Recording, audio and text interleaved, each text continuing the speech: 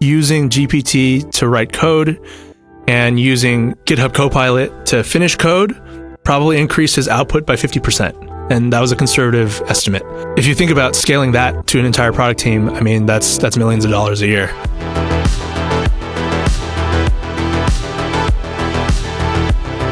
Welcome to the Lubo Smid podcast. I'm your host, Lubo, co-founder and CEO of STRV. Here to talk to the industry leaders from the tech and startup space and ask them about their tips and tricks they use to operate at the top of the game. Today, I'm happy to welcome Victor Wang, the founder and CEO of Kaiber, an AI-generated video startup that is making huge waves among the music industry. Victor started his career in practicing law, but made a leap into building startups and entrepreneurship. On this podcast, he talks about the journey of building a startup in Web3 and NFTs that almost ended up in a bankruptcy to making it in the world of AI and attracting great collaborations with the ones like Linkin Park and Kid Cudi. So let's dive into the discussion. And we are rolling. Let's do this. Hello, Victor. Hi, Lubo. How are you? I'm doing great. Thank you so much for hopping on the podcast. Of course. Very excited to discuss your journey from practicing law to be building startup and how it all came about and what you do these days with Kaiber. I think that there's a lot that we'll be able to talk about. So very exciting. I'm honored to be here. Thank you.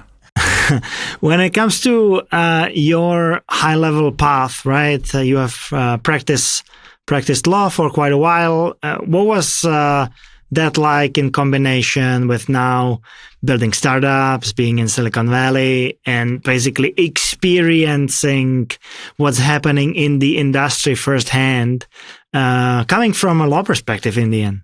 Yeah, it's a long journey. Yeah, it's interesting. I started when I went to college, I actually went as like a civil engineer, structural engineer, and I was a terrible engineer and thought I could maybe leverage that into something more useful. And so I decided to do law, and I decided to do IP law. So it was, I think a lot of like early career for people is just you take the ladder and then take the next step, and you take the next step and you end up somewhere.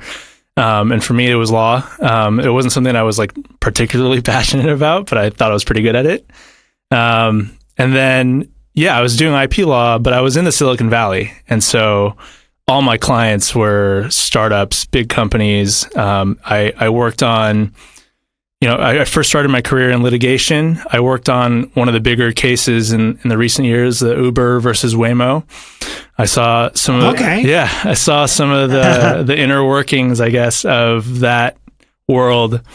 And honestly, I enjoyed the legal part of it, but I was very fascinated by the business dynamics and what was happening behind the scenes. And, I transitioned my career to do more transactional corporate work. So really working with startups all the time. And again, my passion was always like on the business side. I would be on these like legal calls, billing people hundreds of dollars, talking about their business instead of the legal work. And so it was pretty obvious, like, I think it was pretty obvious what my passion was. But my journey as an entrepreneur sort of interwove into that whole period of my life. I actually, the first thing I did was I started a sleep supplement company with my friend just on the side as e-commerce. And eventually did other e-commerce things that didn't pan out really well, but it scratched an itch. How did the sleep supplement do? Not great. Not great? Not great. What were the ingredients? Man, I don't even remember. There's GABA. There was some. GABA is good. Yeah, GABA is good. There's there's magnesium involved in it, and it was different. Like there's a little bit of melatonin, but it was like designed as like a after good stuff. Yeah, for sleep. Good stuff. But that was just like it was like a side itch that was scratching, and I started to I really liked the building side of things, but it was obviously hard to it's hard to differentiate, build a brand, and all the hard things in e-commerce are challenging for sure. Do you feel like it's very challenging to build a supplement brand because we see them popping out everywhere? Like every single influencer has their own. Yeah, I think if you have a brand like an influencer does, maybe it's easier. But starting from scratch was really quite hard. And it's very capital intensive, right? I think that's my biggest takeaway with doing software is you don't need that much capital. You just need to move fast to get to the good idea. But that was my start as like scratching an entrepreneurial itch. Yeah. Were there any lessons learned from starting a supplement brand? Because I have a couple of buddies that are pursuing the path, so I might bring back some feedback for them, and I'm pretty sure that some people listening or watching would benefit from some insights too. I think the thing that I learned, I don't think it's that different specifically for supplements, but I think we even struggle with this today with Kaiber, but it's really narrowly defining who your customer is. And I think that's super important. Like for us as a sleep supplement, we wanted to focus more on, like the sleeping after partying, right? Like a post festival or post like night out, like what was your recovery stuff, right? That specific demographic, but I think was still a little bit broad.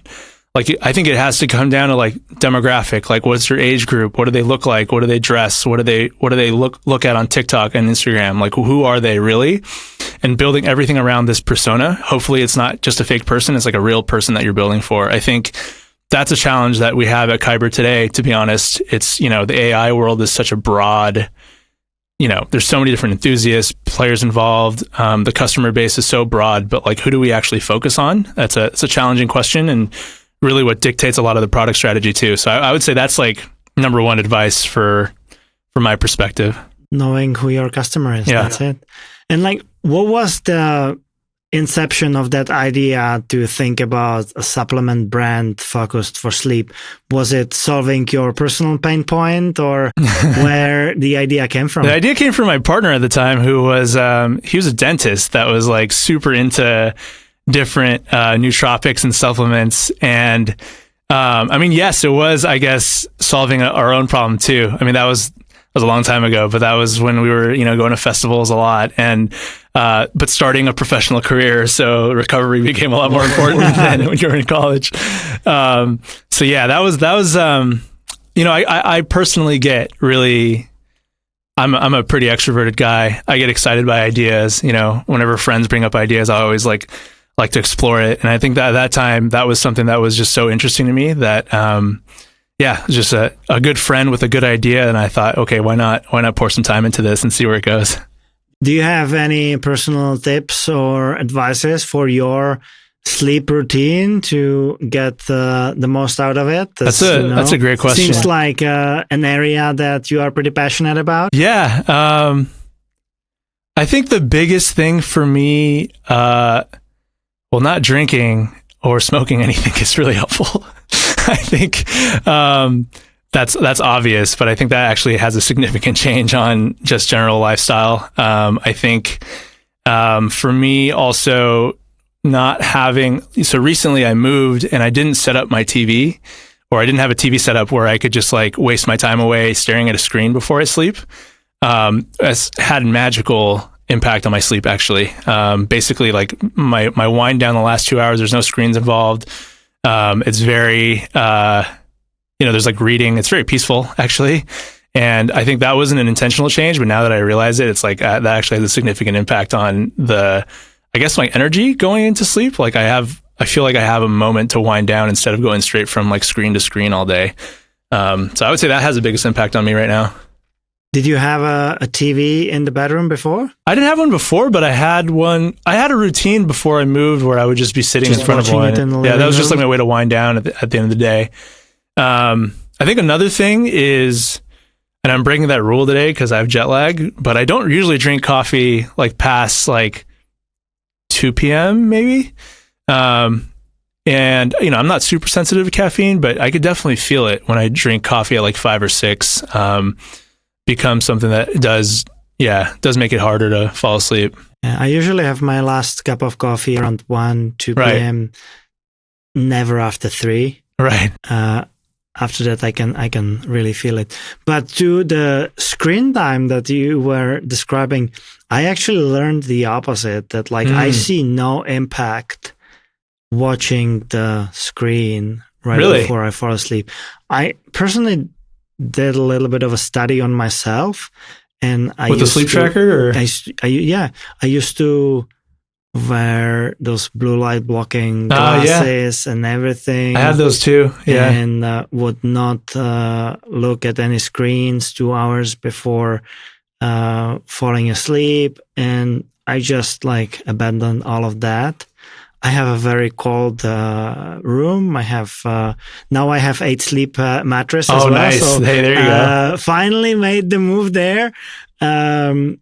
So I do some of those activities, and I don't eat many hours before I go to sleep. But the screens, they don't bother me much. At least I feel it does not influence me. Yeah, I think for me, it's more like the mental state that I'm in rather than just the pure screens. Yeah. Maybe it's even the stuff that I was watching. I don't know, like drama or violent, like thrillers and stuff. But yeah, the temperature actually makes a huge difference. Turning down the temperature, it makes a huge difference. It's kind of challenging if you're sleeping with a partner, different temperature tolerances, but maybe that's why the 8 sleep's amazing. That's 100% right. It's difficult to find the ideal balance there. But I really like cold. Like the colder, the better. It's nice. When it's winter outside, I even open the window and I have the freezing cold breeze coming in. I like that. And then you have a big, thick blanket. The mountain man training. I mean, it works for me. It does not have to work for everybody. Sure. But I just wanted to take this segue for a little bit, as you mentioned that you launched a supplement brand for sleep. I was like, oh, this guy might have something to talk about regarding sleep. So it seems like we share a lot of common interests there. Yeah, I mean, I don't know, like mid-30s, like it impacts me. I'm not old, but like it's definitely it matters. You suddenly have to think about these things and take care of your body a little bit more. Yeah, and I also think that like it's challenging. Like you have to manage mental states quite a lot in a role as like a CEO or any startup founder. Especially, you're working around the schedule of your team. Like for me, generally, I think the mornings for me are becoming quite important as just both creative time for myself, but also making sure things are set up right with the team. Some of our more important meetings are, around, not mid-morning, noon. And so, it's different, right? Like before, when I was a lawyer and I can sort of, I can work into the middle of the night, I can pick my times to have my energy. Like it wasn't maybe as big of a deal. But now it's like, you definitely have to be on at the right times.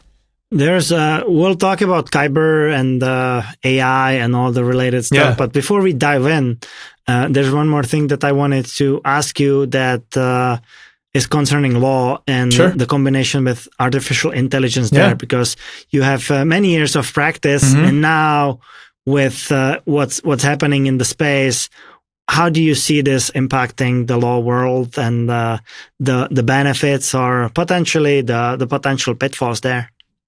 Yeah, it's a challenging question for sure. I think the reality is that AI is going to change a lot of the way that we think about specifically copyright law. I think that's the big category of law. So in law, there's different categories, but there's like trademarks, which is basically branding. There's patents, which involve ideas. AI really impacts copyright, especially for generative AI. Basically, you have these machines that you give it an input, a prompt, and it'll spit out something where it becomes really challenging to ask the question of whether a human being made that or not, right? Because it's sort of in the middle. It's not pure human made because obviously there's some input and you're unsure of what the output's going to look like. And so there's no full control on what the output is, but it's also not fully machine made, right? Like the machine's not going to do anything unless you tell it to do something. So at least in the US, the copyright law is really about a human expression that gets fixed in a medium, right? And so it's a challenging question. So when we first started the business, we took a stance, based on really not much, right? You're just kind of making guesses of what this is going to look like. You're taking risks about the legal landscape. You kind of, as a startup, you have to pay attention to the risks, but it's really hard to put a probability on it. Like, how do you really calculate that? And what's interesting now, though, is the U.S. Copyright Office, they recently said that anything that comes out, they said for images, anything that comes out of a machine is not copyrightable because it's not made by a human. And I kind of have some qualms with that, right? Because the whole purpose of Kaiber is that you can, as a human, be creative, you can make things, you can prompt in a certain way, you can direct the AI, talk to the AI in a certain way where the output there's a level of control. But I also understand that, it is a level of complexity. If you ask the AI why it spit out this video, it won't tell you, right? It's not going to show you the math. That's not how it works.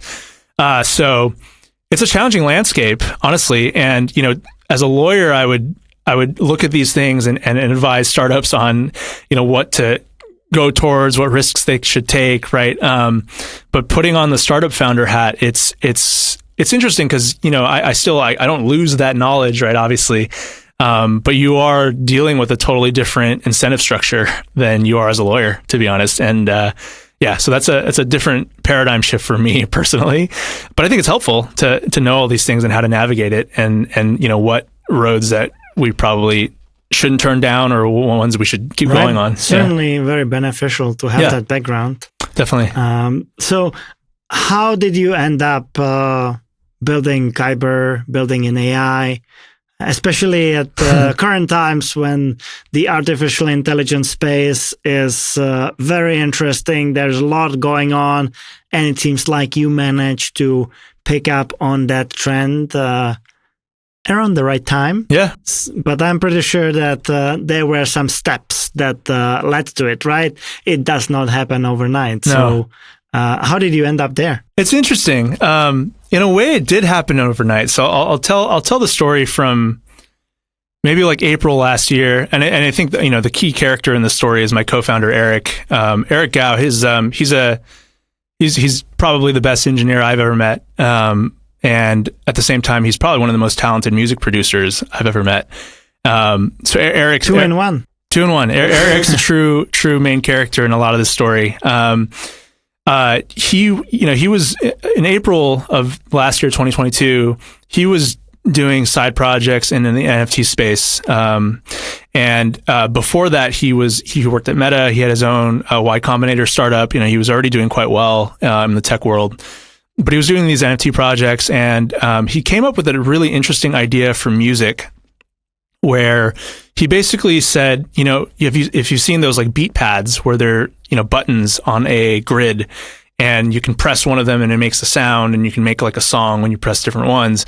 He thought it'd be interesting if a music producer curated one that, anyone could press any button and make a song, and then you sold that as like a collectible, as a digital collectible.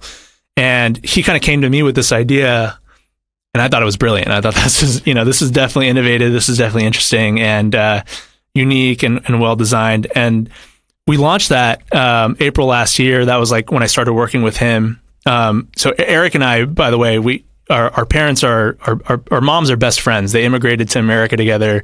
So I've known him since he was born. He's been my like little brother. And so, he came to me with a cool idea, and I thought, this would be really awesome to work with him. And we launched the project. We did really well on our first sale, but that was also maybe towards the very last breath of like the interesting crypto. Times. Interesting. For Web3. Yeah. Interesting as in the last times. And so we made good money on our first sale, but we really had a tough time getting traction moving forward. But I think another interesting character in that story came up, which was Mike Shinoda from Linkin Park. So he was deeply involved in music NFT stuff. It's a crazy story because he randomly found us, I think, on Twitter. And he was playing with our product, our beat pad, and he thought it was brilliant. And he basically reached out to a mutual friend to get in contact with us. And he was like, hey, like, I love your product. I would love to be involved. I'd love to make one with you guys, make a beat pad and sell it. And so he became one of our advisors. And this was like before AI was even on the radar. Like, I had no idea this was even a thing. But so we're struggling with this Web3 stuff, like really struggling. We're not making money. The market's crashing. The money's sapped out of crypto. And we're kind of flailing. And around that time was when we first discovered Midjourney, me and Eric. I remember he came to visit me, and it was like when we were kids playing video games. We're going late into the night, just generating images and images and images. And he was really interested in it. And the way Eric works, you know, he dives in when he's obsessed with something. So he started looking at the open source repositories, seeing what people were building. And we found this thing called Deforum, which was an early video model that basically took an initial image and created subsequent frames, like 12 FPS, to make a video. And it was kind of psychedelic. It hallucinated some weird stuff, but it was cool. And he started playing around with introducing a way you can put your music in there. So there's a model where you can upload your song, and it'll take the beats from the WAV file, and it'll move the camera in the video like along with the beat. So it looked like a music visualizer. And he started throwing his own music into it, and we were looking at it. We're like, well, this is really cool. Like it almost hallucinated in the way that you want for music stuff. Like, it doesn't work for your realistic videos or whatever, but it worked really well for music. And we sent a couple demos to some record labels that were in our network, just to see, you know, hey, does anyone like this stuff? Like, this is interesting. Does anyone like it? And so this is why, you know, I say it did come out of nowhere. Kid Cudi's team, for some reason, got eyes on it. And he was, I think, a 1 week away from launching the Intergalactic album, and they didn't have lyric videos for the album. And we sent it to the label. They come back to us, and they're like, hey, Kid Cudi's team wants 14 lyric videos in 48 hours. If you guys can pull it off, we'll launch it as the official ones. And we're sitting there looking at each other. We're like, oh my God, like, this is a real A-list artist who takes an interest in it. They didn't even care that it was an AI. They just thought it looked cool, and they wanted the videos. And so, you know, we dropped everything, like punched out those videos. Eventually it launched, and it was a thing. And we're still sitting there with the Web3 idea. We're like, what are we doing here? You know? So we're, you know, shortly thereafter that, we weren't really sure what to do with the AI stuff, but clearly it was interesting, and Eric kept hacking with it. And then another huge moment in our company history, the FTX crash happened, and unfortunately we had 80% of our remaining runway in FTX stuck there, and to date we still haven't gotten it back. And so it basically disappeared overnight. It disappeared overnight, and we went from like 4 months runway to like 2 weeks. And you know, we were already in trouble as a company, but this was like, okay, well, this is it. We fired most of the people on our team. We kept 4 key members, basically the 4 founders. And, you know, we kind of looked each other in the eyes and said, hey, like, do we have it in us to do this pivot to this AI thing that we think could be something, right? We don't really know. Again, Mike Shinoda, who's our advisor, you know, we have a very sober talk with him. Hey, like, this is basically it. And he said a couple of interesting things to us that, you know, woke us up. One was, every musician wants to make a music video, but no musician can afford it. Not even at the top labels, because in the modern era of media, there's no business use case for the production of a video is really expensive. Super expensive. Even for top artists, like, what's the business model other than ads from a YouTube video, right? Like, unless you're getting hundreds of millions of views, there's no reason for it. You might as well spend that on short form videos, TikTok videos, other sort of marketing angles. I feel like it's part of the brand too, right? You want that video. Well, so that's the thing. You want it to be nice. Every artist wants to make it because it is part of the package. That's another insight that we realized very quickly, is like, it's hard to separate music from visuals. Like, you go to a concert with no visuals or no like backdrop and poor lighting, like, changes the atmosphere significantly, right? Does not sound like the best concert of my life. No, it sounds terrible. And we all grew up with music videos, right? That's a big way we consumed music, is always with visuals.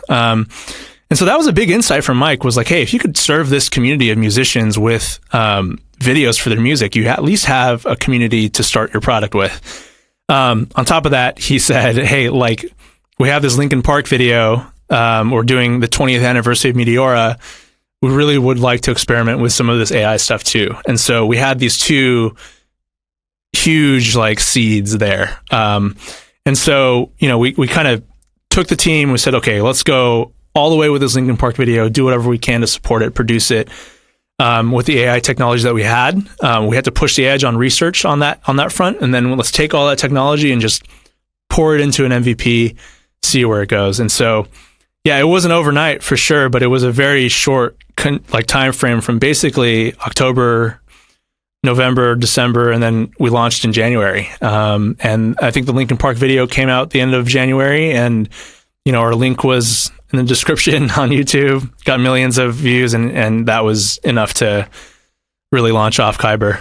And it seems like it was also the right time for building in AI, right? Yeah, it is. Like all the eyeballs of people were looking at the huge hype around ChatGPT and what was happening on that front. So having a solid product with a solid use case in AI, I think helped to escalate this quite a bit. It was the right time to start for sure. It's been an interesting road from then, because the innovations in that world, I mean, as we can see, it's on a week-to-week basis, it feels like an exponential increase in quality, in, diversity in the models, everything's just getting so good so fast. And so it's a challenging space to build in. You don't really have time to think too much about what you're going to do. It's you try to lead with a product vision and a roadmap, but it's by nature somewhat reactive. When someone comes out with a good model,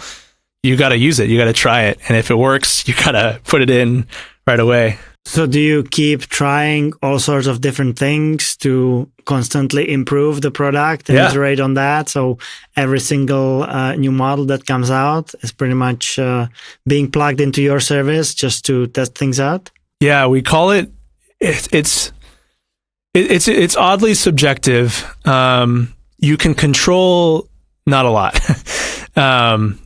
We call it internally, we call it the eye test, right? Like, you can put the model in, make a video, try a couple things, couple tweaks. If it passes the eye test, it looks good and is usable as an artist, then, okay, let's talk about, can we scale it? Can we put it into a product? Does it take hours to make a video, or does it take maybe 20 minutes? And we have this sort of, we start with a subjective view on the art and whether it looks good. And if it doesn't look good, then it's not worth even trying anything. But if it looks good, then we try to implement it. How much better is it than the existing models? There's times when it's a step function better, and you have to go drop everything else and implement. As you are building in AI, and there is a lot of these new models that are coming out, and Meta open sourced most of their stuff, does it make sense for a startup like yourself, for a relatively small team, to be building your own model versus relying on what the big companies are producing or what the individuals are messing around with? How do you look at the landscape of all different solutions that you can leverage? Yeah, that's essentially the core question that we debate every day. I mean, first of all, our company was built on the back of open source stuff. I think that's we should just say that outright. Our first model, Deforum, that was an open source video model built off of Stable Diffusion, which was, again, an open source image model. The entire Midjourney stack, I know, began on Stable Diffusion as well, and they've built a UX around it. They've refined their model. So I would say Midjourney is one of those examples of a company taking an open source model and refining it into their own thing. And then, of course, you have the open AIs of the world that have a completely proprietary model. No one knows what's going on in those models. But I think what's interesting is, like, the real innovation in AI space was the transformer, really. The transformer was the engine that allowed neural networks to be trained at this scale, to operate at the scale. And large language models like ChatGPT, they're based on a architecture, and that architecture is open source. Everyone knows how it works. Same with Stable Diffusion. All images, this diffusion model is what all images are based on, and a lot of the music models that are out there right now, at least the early stage of it, they're all also diffusion models, and those are all, everyone knows how that works. The question is the inputs that you put into it, the data that you put into it, what you're going to train it with, and that's a challenging question because in the beginning, when we were a team of 5, and we're still a small team, we still have 13, 14 people right now, trying to compete with the companies that are, $1 billion valuations. And we're a scrappy team. So there is a lot of building on open source and seeing where it goes. But now we're also seeing the utility of some of these custom training. We see some of the models that are coming out. We think, hey, we could probably do this a little bit better.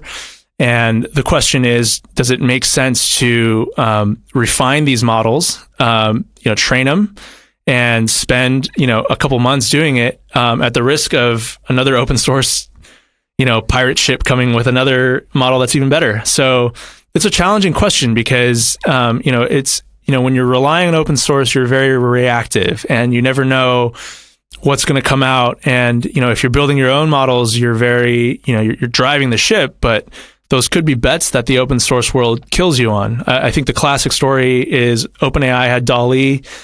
They hyped it up for months, closed access. It was super hard to get in. And then Stable Diffusion came out and Midjourney came out and ate its lunch. And, okay, you can't do that. That's for sure. So yeah, it's a conversation that we have on a daily basis, but I feel like you constantly have to evaluate the two options, right? And always defer to the one that seems to be the most suited. Yeah. You have to be agile. You have to have obviously enough firepower in your war chest to be able to do it. I mean, it's not cheap training your own models. Costs a lot of server time. You got to know what you're doing. Training models is a real art. What inputs do you put into? What parameters do you tweak? How do you make it express the way that you want it to express? I mean, it's all very challenging work. So yeah, it's a tough calculation, something that we definitely struggle with. When you combine art with generative AI, do you feel it somehow loses the soul? Or what's your take on what is the artistic piece versus what is the AI piece? It's a great question. It's challenging. I think it's kind of related to your question earlier about IP, right? Where does the human come in? Because ultimately my perspective on art, I actually and I think we had this conversation at lunch, but it is very influenced by Rick Rubin's perspective in his book, where we gatekeep the word artist and creative, really, but every human being is creative. We choose what we eat, in the morning, how we plate our food, what clothes we put on. Those are all creative acts, right? And so I think at the end of the day, if you look at AI art, if you look at a gallery, even our gallery, there's videos that are awful and there's videos that are amazing, right? And if you click into the video that's amazing, you look at the things that person has made, probably a lot of good art, right? And I think ultimately there is creativity in 2 parts of it, or maybe even 3 parts of, I would say, the workflow. One is, what do you prompt? What is your idea? Is your idea, we have a lot of videos. It's kind of funny. We have a lot of videos, people taking selfies, and then they'll just prompt a video of a selfie, and it just looks kind of silly, But the prompting is a craft. How do you write the right prompt to get to the right representation of what you had in your mind? And then afterwards, once you have the video, the selection, right? Curation. It's just like photography. You take 1,000 photos for one photo shoot that you're going to put one cover on the magazine. That choice of which one makes it to the cover, that's a human taste, creative question. And then on top of that, if you treat it as a raw asset, you're going to take that video and then you're going to, like Linkin Park, you're going to put it into a larger production. You're going to, it's just a tool. It's a tool in the tool set. So, do I think there's certain AI art out there that is soulless, that's just plug and play, and people just spit it out and think they call that, their masterpiece. Of course, but I would say people do that all the time with photography, with all sorts of forms of art, right? There's always the master who dominated the medium, and then a bunch of people copied that. And then is there AI art out there that's a true human piece that connects us and allows us to explore an emotional, artistic experience? Like, of course, as well. I think, one of the biggest artists right now in the generative space is Rafik Anadol, who has his piece in the MoMA right now. I think I saw one of his things in a Prague Square the other day too, where it's just a generative model that takes inputs from its surroundings and creates this really unique flowing piece. But that's computational art as well, and I would say that's one of the hottest pieces in the world right now. So yeah, I think it's just a medium at the end of the day. And I feel like what you are trying to tackle with Kaiber is not to replace any particular roles, right? But to equip people with the tools that they can produce interesting content faster, cheaper, right, and make it more immersive after all. I think that's right. I think one of our core values internally is creative enablement, but not replacement. And, I think that's a sensitive topic in AI. There's definitely stuff that's going to replace people. There's no doubt. That's just, we see that already. And, you hope that hopefully this technology creates other more interesting jobs out there for people. But that is a reality. But I think on the art side, on the creative side, again, I think there is so much creativity, human input in art that it doesn't even make sense to replace people in art. Ultimately, it's a human expression of art, and it's a human perceiving it and having an emotional whatever experience with it. And so for us, at least, in our category of AI, we think it's super important to deeply include the human in that process. We're not replacing anyone. Like, you can do it, we talk about how you can do things faster, you can do things better, but you can also do things dramatically different. I think that's maybe not part of the narrative enough, where, when you're on Photoshop, you have a vision that you want to execute, right? I want to paint X. I want to paint a dog, and I want to paint it this color. I want to paint an animated dog. And I'm going to learn the skills to make that exactly what I see. AI is quite different. I prompt this, and oh my God, it shows me that. And that looks way cooler than what I thought was what I wanted. Right. And there's this sort of emergent property that's really unique. And that's super interesting, right? You're basically talking to this alien that's like spitting out 10 different ideas. And you're like, wow, I didn't even know that was a direction I wanted to go in, but now I want to go in that direction. And that's to me, that's a new medium. That's a whole different way of thinking of creativity. But again, it gives you 10 options, but you as a human still have to select the one that looks good and the one that you want to go into. And I think that's like sort of the core theme that we're trying to build around. How would you describe to someone who has not experienced Kaiber as a product, how it works, and like what are the inputs and what is the output in the end, and how you plugged everything together? Yeah, if you boil it down, it's quite simple. Even our UX is, I want to create a video of a subject, and you define the subject, a dog walking across the street, two people making a podcast, and then you create the style in the style of, and you can define, I want it in the style of watercolor, I want it in the style of graffiti, or graffiti and watercolor, and you combine these descriptions of what the style is going to look like. You define the video length, aspect ratio, and then you click generate video, and it makes a video. That's basically what it comes down to. And there's more complexity around it. You can input now an image, and you can start with an image. So the video's first frame will be the image that you uploaded. You can also upload a video, and it'll take the video and transform it almost like a super filter. So, we can make a video of us talking right now. We could take this input, which might be kind of interesting, but we can make we'll definitely do that for the showcase. We'll do it. You can make it 2 aliens talking, 2 zombies talking, and it'll change us, right? So there's a bunch of different products that revolve around the basic structure of describing the video and generating it. Yeah. As part of there is also the audio element of things. Yep. There is also 3D, and we discussed previously before the recording that 3D is really hard to tackle, like generating 3D objects. What is your take on the audio, on music, and probably generating through AI on that front? Yeah, that's interesting. The biggest problem, so Facebook actually, again, Facebook, Meta, they came out with an amazing music model. But the problem with music... They've been getting a lot of credit lately. Yeah. They must be onto something. Yeah, they changed the narrative for sure. They basically released a model that was trained on licensed music. Obviously, I don't think Meta can take the risk of training on music they're not allowed to train on. But obviously, they didn't get Warner or Sony Music. They didn't get those repositories or permissions from them. So they trained on music that must have just been out there, and they created a model where it was same thing. You can enter, I want a drum and bass beat with a country vibe or whatever, and it'll come out and it sounds okay. Like, it's not bad. But the problem is the data sets. Like, I think if you really want really good music, you need to train on really good music, right? And so,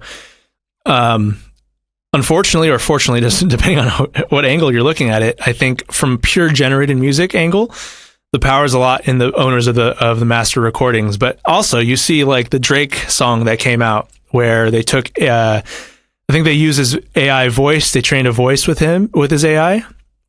And they used ChatGPT to create, or some language model to create a whole rap song, 3 verses with chorus. And then I think they used some sort of AI-assisted beat maker to make a beat. And that, went super viral.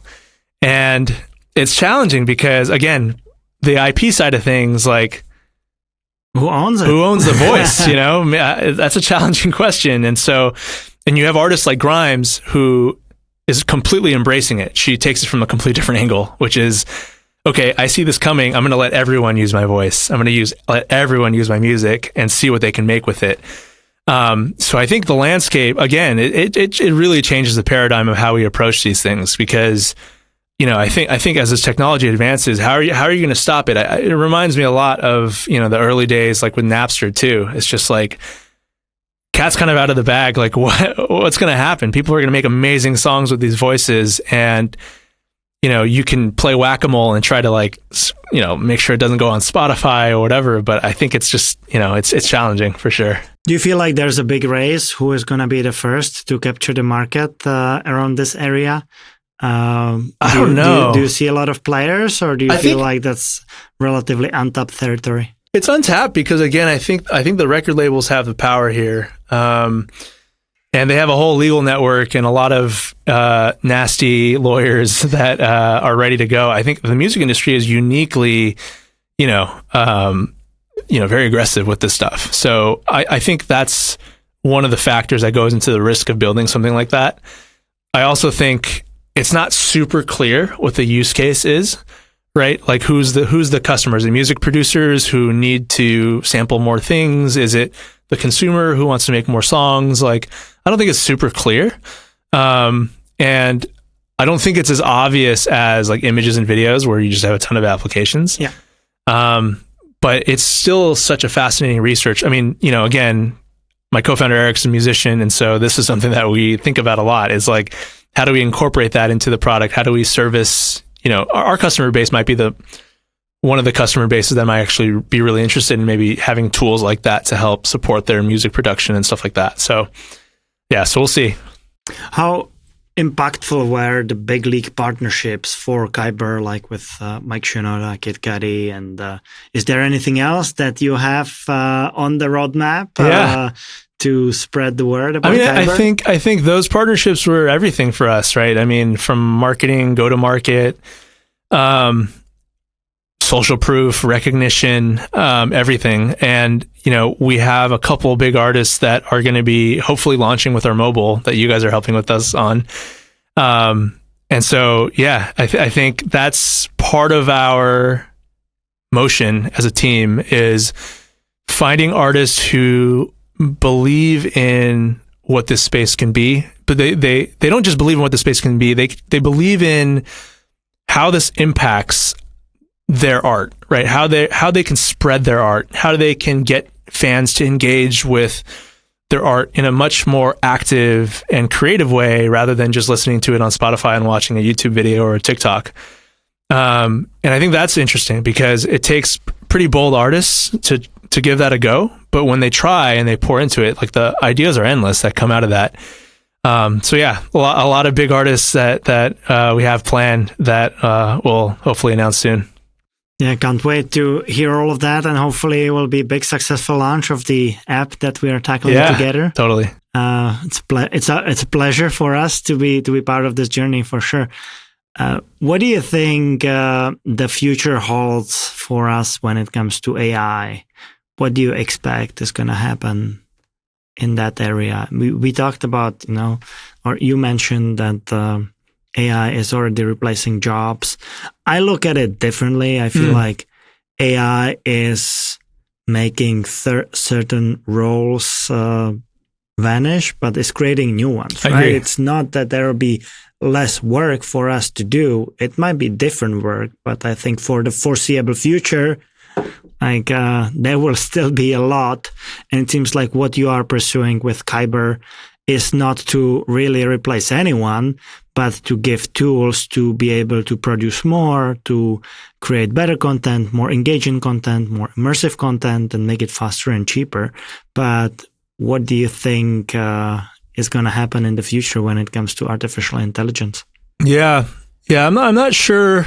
Maybe saying that it replaces jobs is not purely accurate. I think you're right, though. It does replace maybe tasks that people are doing, or changes the nature of the tasks. Like, I mean, I think I could talk about it on two vectors. One is like sort of where the product direction goes in generative art, but like even internally, we have a mandate on our internal wiki that every employee has to be using AI in their work. I think Eric, my co-founder, he said conservatively using GPT to write code and using GitHub Copilot to finish code probably increased his output by 50%. And that was a conservative estimate. And if you think about scaling that to an entire product team, I mean, that's millions of dollars a year. And used correctly, that's a superpower for, and this is key, a really good engineer, right? For a really creative, good engineer, that's a superpower for sure. And maybe that does get rid of some of the lower end task work that engineers have to do, and forces them to elevate the creativity that they have in the things that they build. I think it makes you think more maybe on an architectural level than maybe on the nitty gritty code level. But even for the business side, for me, on the flight over here, I was writing a memo on a proposition on a pricing change that we might make. And for that, I completely use GPT to have a conversation. I put in some of our metrics, some of our pricing models, some of our product ideas, and asked it for different variations. What are pros and cons? And some of them, I gave him an idea of, hey, this is what I think are the pros and cons. And it gave me much more. And I was like, oh, wow, that's like another argument that I didn't think about. And so, and then I asked it, once I finished the conversation, I asked it to write a memo that I could present to my team, right? And I take that as a raw output starting point, and I iterate on it myself, plug it back in, ask it, to refine it or whatever. And, within 2-3 hours, I have a pretty well-structured memo, at least outlining my position to my team, right? So it changes a lot of the way that we work for sure. And for me, it's like, it increases my output like crazy, and it increases not just like the amount of things that I can do, but like the quality of what I can do. It almost feels like a thinking assistant, So that's like, I think, just going to get better, right? I don't think that gets any worse, and I think it certainly enhances the way that we, it augments us quite significantly. And I think on the creative side, on the art side, that's also a super interesting question because right now, text prompting sucks. Like I'm going to be honest, I hate it. Like like prompt engineering, like it's not a conversation. You're just smashing words together to come up with an aesthetic, and it would be a lot easier if there was a conversation in natural language. Like I think about the way that we talk to designers. Like when you talk to your designer, you don't give it just like words, like a gigantic paragraph of words of what you want. You show them mocks, or you show them a mood board, you show them a video, or I'm impacted by this song. This song gives me a certain mood that I want to show as maybe, take the song and hopefully you could translate into your designs, right? And the designer comes up with the different options that you can go through, and you do iterations, and you finally get to a design that you really like. And I think that, to me, the human-centric design, the UX design, is really the direction that I think at least the art should get into, where it's like, okay, maybe, the AI showed me 10 options. Oh, I really like this option, so I'm going to go down this fork, and I'm going to tell it to change the background. I'm going to give it an input, maybe an image of a face. So I want the characters to look like this, right? And I don't really like it. I like this branch. I'm going to go in this direction. And how do we build a really simple, mobile-friendly UI that allows people to explore their imagination in a much more human way than just like prompt smashing right now? I think that's where I think hopefully things are going to go for Kaiber and maybe the space as a whole. But that's the interesting direction that I think we want to manifest. Yeah. What is the most used prompt that you have, for example, ChatGPT these days? Oh, for ChatGPT, I always do there's two things. One is like recipes. Okay. Yeah. Based on what you have on stock at home? Yeah. No. So I'll tell it, hey, I'll give it a role. You're Chef GPT. And I'll say that like you are a master at cooking this type of cuisine. For me, I'm Chinese, so it's like a lot of Shanghainese food. I'll give it websites, like recipe websites or books that I've liked in recipes, and hey, pull from this like source. And then I'll give it, okay, this is what I have in the kitchen. This is what I have left, maybe in my pantry, and give me like 5 options. And this needs to serve like 3 people tonight or something like that, and it'll spit out options, and that's like massively useful. But for work, like I do the same thing. I make it role play. I give it context about our business. Give it, like for example, recruiting, interviewing. I was like, you're a master interviewer. You have interview skills of like top CEOs in tech. Like you know how to find talent, whatever. And then I give them a couple books and a couple of question structures that I've used, and ask it to like, structure a question, structure a scorecard. How do we break this out into the team, the different interview segments, and be objective about it, right? It's super good at that stuff, amazing at that stuff, honestly, and comes out with like, the interview process is something that we've all used GPT to actually refine. So this role playing type thing is super helpful. Is cooking a way how you relax?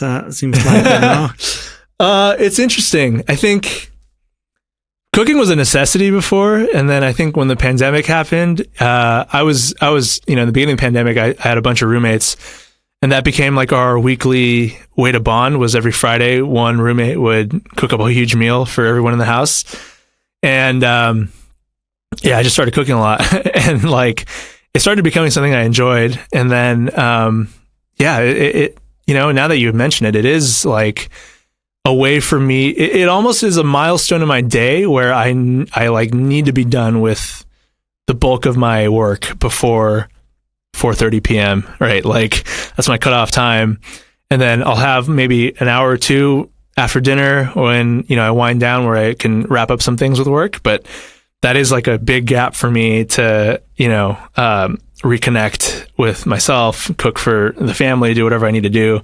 That's a strong routine. It's a strong routine. Yeah, I like it. It's very grounding, and it's cheaper. I live in San Francisco, so I can eat that every day. Nice. And also, as we discussed earlier, you have some interesting take on finding the best recommendations in a new city, because you landed in Prague last night, and I only sent you one recommendation for a good coffee shop, but it seems like you have a good tip how to source the trendiest stuff, and I was actually very surprised when you mentioned it to me. Oh yeah, TikTok recommendations. Just leveraging their AI, really. I feel like TikTok, just like their interest graph, like is amazing. Like they just really know what a person likes. And so I searched, things to do in Prague, coffee shops in Prague, looked at the first like 5, clicked on them, interacted with them. And then now like my entire feed is like, go check out this coffee shop in Prague. There's like, it's a bunch of like young hipsters that are finding like the coolest spots. That's been my travel hack. I take some of the suggestions, plug it into Google Maps. My friend actually has a new startup called Corner, where it's also like a way to curate different locations and stuff. So I have this like system for when I travel to just like find the coolest spots. Yeah, I feel like this is extremely important when you wanna enjoy it in a new city. So it's a great tip. Yeah. Well, Victor, thank you so much for taking the trip to visit us here in Prague and hopping on the show as well. It was a wonderful discussion. Yeah, thanks so much. Thanks for having us here. It's been really fun. Thank you so much for listening or watching to the very end. I hope it can only mean one thing, that you really enjoyed it. And if you did, please follow us, subscribe, or write a review, and it will be tremendously appreciated by our side. In the meantime, there are a bunch of other episodes that you can check out, and I'll be looking forward to catching you next time.